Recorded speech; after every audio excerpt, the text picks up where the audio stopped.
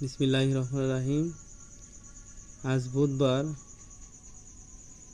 দৈনিক করতোয়া সংবাদ শিরোনামে আসছে আজ 21শে মে 2025।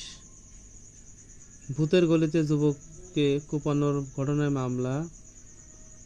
জানা গেল আসামিদের পরিচয় স্টাফ রিপোর্টার, ঢাকা অফিস। রাজধানী সেন্ট্রাল রোডের ভূতের গলিতে এক যুবককে প্রকাশ্যে কুপিয়ে জখম করার একটি ভিডিও সামাজিক যোগাযোগ মাধ্যমে ভাইরাল হয়েছে। রোববার 18 মে রাতে গুরুতর আহত ওই যুবক বর্তমানে পঙ্গু হাসপাতালে।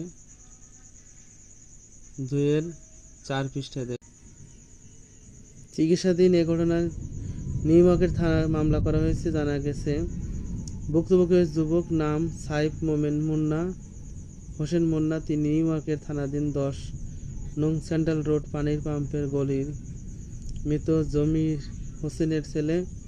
তাদের বাসা ভূতের গলির শেষ মাথায় চিলড্রেন হোম স্কুলের পাশে।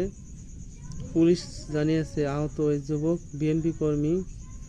এ ঘটনায় আহত মুন্নার ছোট বোন জামিলা কবির লাবণী বাদী হয়ে 5 জনের নাম উল্লেখসহ অজ্ঞাতদের পুকুর পাড় এলাকায় এমসি শুভ 35, মামুন 32, রানা 33, শামীম 31 ও মুবারক 33 এছাড়া 10 থেকে 15 জন রয়েছে অজ্ঞাতনামা। মামলায় পূর্ব শত্রুতা জেরে হামলার অভিযোগ করেন বাদী জামিলা কবির লাবণী। ছড়িয়ে পড়া সিসিটিভি ক্যামেরা ফুটেজে দেখা গেছে 18 মে রাত 11:30টার দিকে গেঞ্জি ও প্যান্ট পরা যুবক সেন্ট্রাল রোডে দাঁড়িয়েছিলেন। তার পাশেই দাঁড়িয়েছিলেন শার্ট পরা আরেকজন যুবক। হঠাৎ একটি মোটরসাইকেল দেখে শার্ট পরা যুবক গেঞ্জি পরা যুবককে ধরে মাটিতে ফেলে দেয়।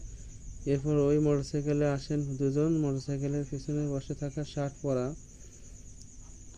আরেক যুবক কোপাতে থাকেন। হেলমেট পরা মোটরসাইকেল চালকও নেমে কোপাতে থাকেন মুন্নাকে। ভিডিওতে আরও দেখা যায়, এ সময় ভুক্তভোগী যুবকের আত্মচিৎকারে আশপাশের লোকজন তাকে উদ্ধার করতে যাননি। এ সময় অনেক মানুষ সেখানে যাতায়াত করছিল। প্রাইভেট কার, অটোরিকশা, মোটরসাইকেল চলতে দেখা যায়। এরপর 11:32 মোটরসাইকেলে আসা দুর্বৃত্তদের চলে যায় দেখা যায় এবং গতকাল মঙ্গলবার এই বিষয়ে